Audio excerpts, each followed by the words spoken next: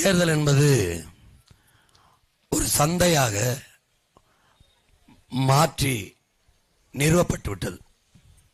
மக்கள் நம்மை வாக்கை விற்கிறோம் ஒரு மந்தைகளாக மாற்றி நிறுத்திவிட்டார்கள்.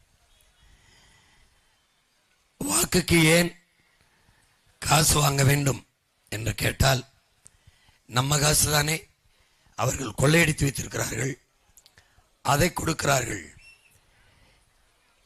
அதை வாங்கி கொண்டால் என்ன தவறு, அதை வாங்கி கொண்டால் என்ன தவறு என்று நம் சொந்தங்கள், நம் மக்கள் நம்மிடத்திலே பதில் கூறுவதை நாம் கேட்கிறோம். கொள்ளை அடித்ததை நமக்கு கொடுக்கிறார்கள் என்று வாங்கி கொண்டால் நாம் திரும்ப கொள்ளையடிக்க அனுமதி கொடுக்கிறோம். காசை வாங்கி கொண்டு அவர்களுக்கு வாக்கு செலுத்தினால் மறுபடியும் கொள்ளையடிக்க, மறுபடியும் திருடுவதற்கு நாம் வாய்ப்பை கொடுக்கிறோம் என்பதை நாம் உணர வேண்டும். அந்த இடத்தில்தான் மாற்றத்திற்கான சிந்தனை வர வேண்டும்.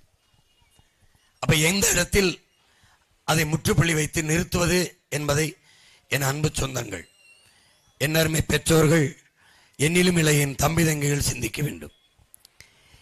வாக்குக்கு காசை வாங்கி கொண்டு வாக்கு செலுத்துகிற வரை இந்த நாட்டில் நல்ல ஆட்சி என்பதும், மக்கள் நலன் சார்ந்த ஆட்சி என்பதும், மக்களுக்கான சேவை என்பதும் வாய்ப்பே கிடையாது.